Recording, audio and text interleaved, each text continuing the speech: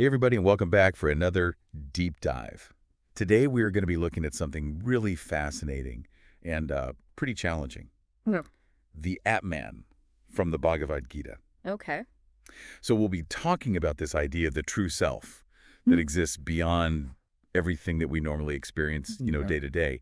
But the thing is, Yeah. if this Atman is who we truly are at the deepest level, why can't we just perceive it directly? Why is it such a challenge to know? It's a question that people have been asking really for centuries and centuries. Yeah. And what's really interesting is that the Gita itself recognizes this difficulty. Hmm. And it actually offers some pretty convincing explanations for why it's so hard to know the Atman. Okay, so let's break this down a bit. The Gita describes the Atman as formless, partless, attributeless, Right. and one without the second. Yeah. I don't know about you, but that sounds pretty elusive to me. Yeah. Like, how do you even begin to grasp something like that? It's like trying to grab empty space, right? Yeah, exactly. That's a great way to put it. You're right on with that first big obstacle here. Okay. The very nature of the Atman is what makes it so hard to get a handle on. Because it doesn't have any tangible qualities, it can't be detected by our senses or even by, the most advanced scientific instruments. It's almost like trying to measure the wind with a ruler, right? Yeah, exactly. That's just not the right tool for the job. The tool's not made for that. Yeah. It's like this fundamental essence Yeah. that's behind everything, but it doesn't have any of the, I guess, normal characteristics that we usually associate with. Right. Things that we can know and understand. Right, like it's there, but it's not there in a way that we can actually experience. Yeah. Exactly. And the text uses this great analogy of a riverbed. Okay. So, even when a river is totally dry, the riverbed is still there, right? Right, It yeah. still defines that river, even if there's no water. Right. It's still like the potential for a river.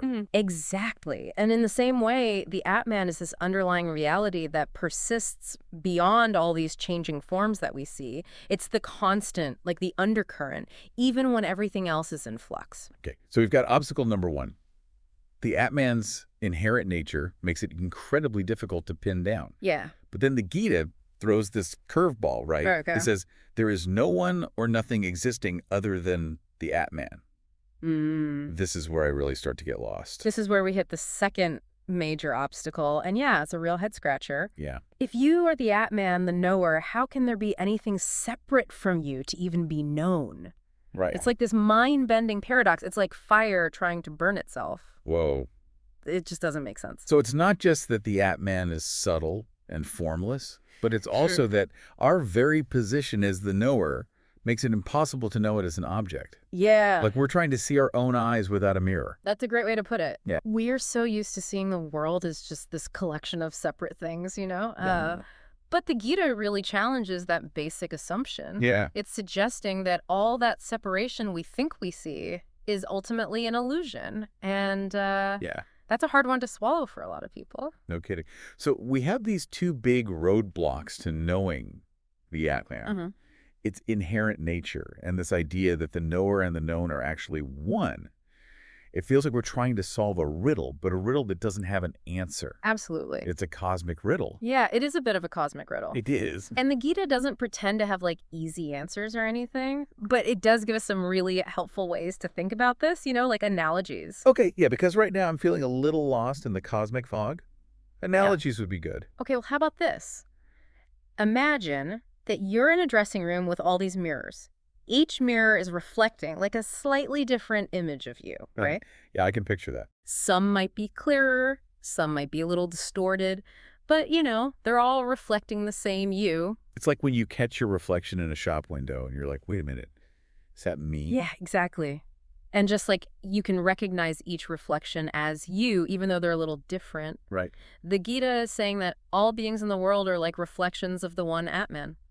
So all of these seemingly separate individuals are actually just expressions of the same underlying reality. Yeah. So we're all like facets of the same diamond, That's a beautiful way to put it. each reflecting the light in a unique way. Exactly. And this analogy can help us to see that if one reflection is destroyed, like if a mirror breaks, it doesn't actually harm the real you. So our individual forms are like these temporary, ever-changing reflections, Right?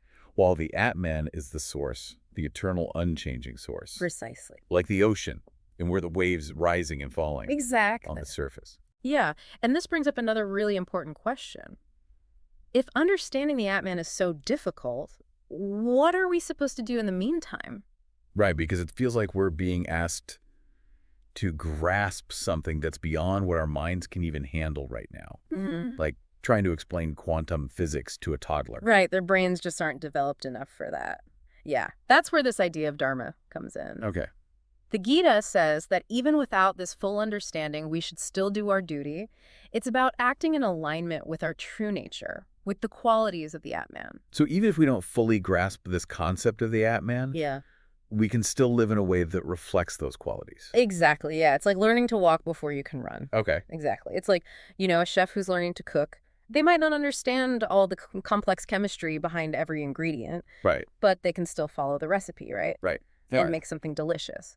And as they keep cooking, their understanding of all those ingredients, it just naturally gets deeper. Okay, so consistently fulfilling our roles in life, like doing our duty, that kind of prepares our minds to eventually understand these deeper truths. Mm-hmm. Like we're building up the mental muscles What's a great analogy? to be able to lift this weighty concept. The Gita is saying that this isn't like this one-time, flash of enlightenment. Right, yeah.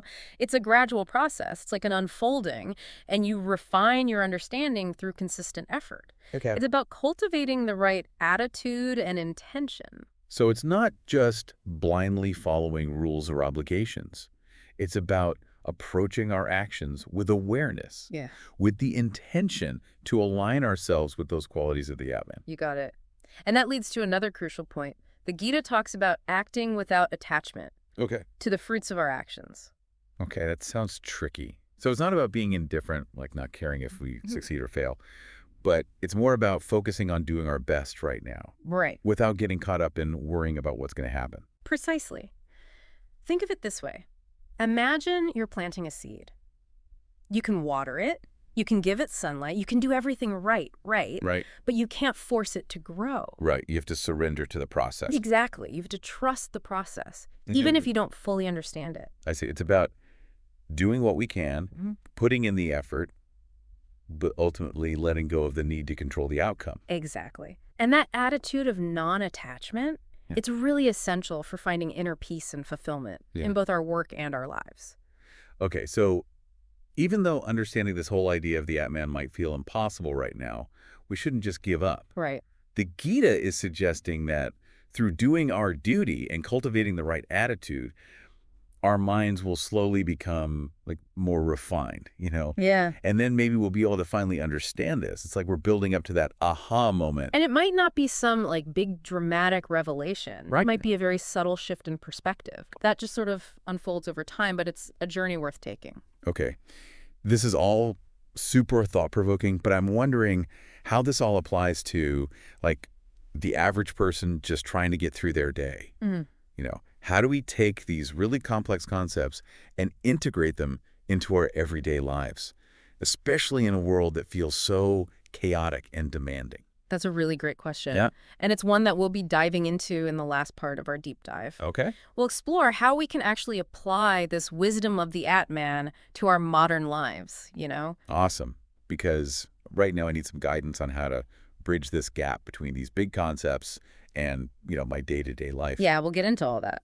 So we've been exploring this idea of the Atman and how tricky it is to really grasp, Yeah. It's like we're trying to catch a moonbeam. But a lot of us, we spend most of our lives working. Yeah. Right? So how do we apply this idea of the Atman to our jobs, our everyday work lives? It's a good question, and a lot of people wonder about that, how to connect it.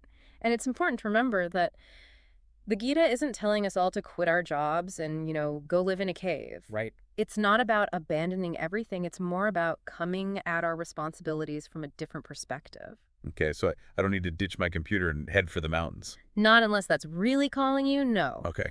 The real shift is on the inside. It's about seeing our work not just as a way to make money or climb the ladder, but, as this opportunity to use our talents and to contribute to the world. So even if I'm stuck in a job that doesn't exactly bring me joy, I can still find a sense of purpose in it. Absolutely, yeah. Yeah. It's about bringing a new kind of mindset to our daily tasks. The Gita talks about acting with skill, with dedication, and with a sense of detachment from the outcome. So I can strive for excellence, but without being so attached to the results. You know what I mean? Exactly, yeah. It's about finding that sweet spot between effort and acceptance. Like, think about a musician who's practicing scales, right? Okay. Might not be the most exciting part of their craft, but it's, like, essential. They're not attached to each individual note, you know?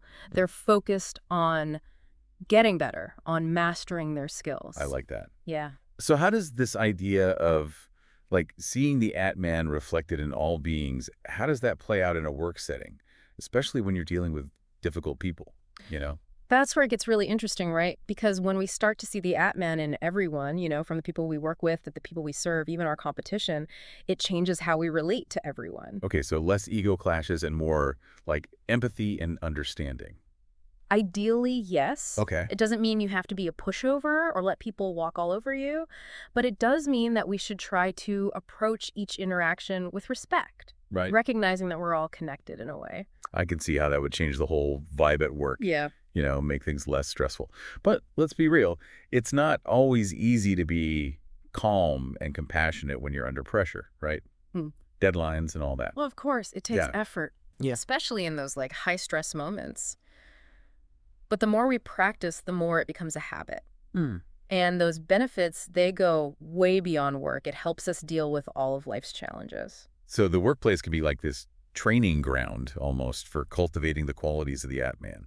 Compassion, clarity, connection. Yeah, exactly. And maybe that cubicle won't feel so much like a cage, you know? Right. More like, I don't know, a place where you can actually grow. I like that. So to wrap things up, it seems like even though we may not totally understand the Atman intellectually, we can still live in a way that honors it. It's about bringing awareness, dedication, compassion to our work, Mm. and seeing our daily tasks as opportunities to connect and grow. Beautifully said. And remember, the journey is the thing. Even if the destination, you know, that full realization seems far off. Well, there you have it, folks. We took a deep dive into the Atman, talked about why it's such a tough concept to understand and how we can apply its wisdom to our lives, our careers, everything. But this is just the start.